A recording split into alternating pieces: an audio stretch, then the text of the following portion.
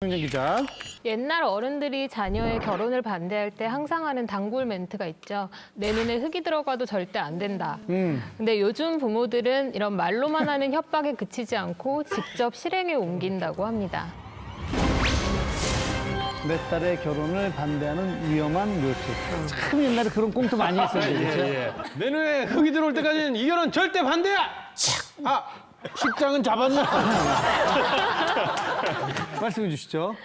30대 여성 김 씨는 2015년 초 남성 박 씨를 만나 결혼식을 올립니다. 이 부부는 마음 한구석에 늘 짐이 있었는데요. 김 씨 부모가 종교 갈등 때문에 박 씨를 탐탁지 않게 여겨서 결혼을 계속 반대를 했었던 겁니다. 그래서 김 씨와 박 씨는 결국 결혼식을 올리지만 그럼에도 불구하고 김 씨 부모는 박 씨를 사위로 인정을 해주지 않습니다. 김 씨 부모는 딸이 신혼여행을 간 동안에도 딸에게 전화를 해서 당장 한국으로 들어와라, 결혼을 강하게 반대를 했는데요. 혼인신고만큼은 부모의 허락이 있은 뒤에 하자라는 합의를 하고 이 부부는 혼인신고를 하지 않은 채 부모의 마음이 바뀌기를 기대하면서 살아갑니다. 그렇게 결혼 생활을 1년 정도 이어가다가 이들 부부가 이제 사소한 부부싸움으로 인해서 부인이 짐을 싸서 친정으로 들어가게 되는데요. 그런데 그 시각 김 씨의 부모는 엄청난 일을 꾸밉니다. 안 그래도 결혼을 반대했는데 딸이 집으로 오자 바로 딸을 정신병원에 보내기로 한 겁니다.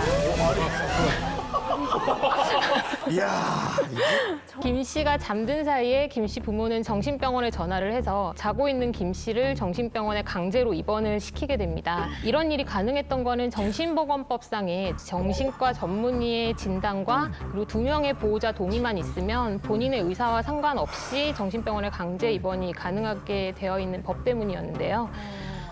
병원은 김 씨 부모의 요청에 따라 어떤 사람과도 면회가 안 되게끔 했었고 또 이제 혼인신고를 올리지 않은 상태로 김 씨와 박 씨가 살았기 때문에 사실혼 배우자인 박 씨는 이제 김 씨를 만나지도 못하고 전화통화도 전혀 불가능한 상태로 이렇게 한 달 정도 김 씨는 정신병원에 갇혀 있었는데요. 부당하게 감금된 사람이 법원에 구제를 요청할 수 있는 인신보호법에 있는 규정에 따라서 이제 보호 요청을 하게 됩니다. 한 달 만에 김 씨는 자유를 찾을 수 있었지만 이들 부부에게는 여전히 이 사건이 굉장한 충격으로 남아있다고 합니다.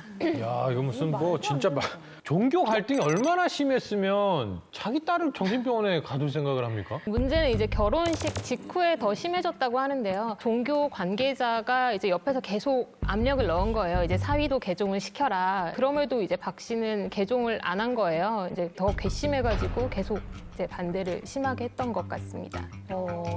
아니 부부는 지금 어떻게 지내고 있어요? 굉장히 금슬이 좋았었다고 해요. 그래서 임신 계획을 계속 가지고 있었던 상태였는데 갑작스럽게 정신병원에 강제 입원이 되고 병원에서 약을 이제 지어주잖아요. 근데 이제 임신을 해야 된다는 생각 때문에 그런 약도 막 그 병원 안에서 거부했었고 그랬었다는 이야기가 있어요. 그래서 더 안타까움을 더하고 있고요. 현재는 이들 부부가 혼인신고를 하고 또 굉장히 행복하게 잘 살고 있다고 합니다. 이 정신병원에 억울하게 갇히는 건 누구도 좀 뭐 항의하고 어떻게 법적 조치를 할 수 있을 것 같은데 부모라는 게 좀 애매하거든요. 근데 뭘 할 수 있는 게 있나요? 정신병원에 강제로 입원을 시킨 부모를 상대로도 감금죄 고소를 하고 불법 행위를 한 데 대해서 민사상으로 손해배상을 청구하는 방법도 가능합니다. 다만 병원을 상대로는 이제 법원에서 감금죄나 손해배상 청구를 인정을 받기가 많이 어려운데요.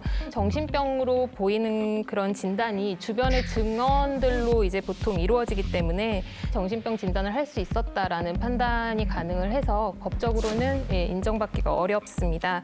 실제로 다른 가정도 이렇게 결혼을 반대하는 이유로 막 정신병원에 보내는 일이 있나요?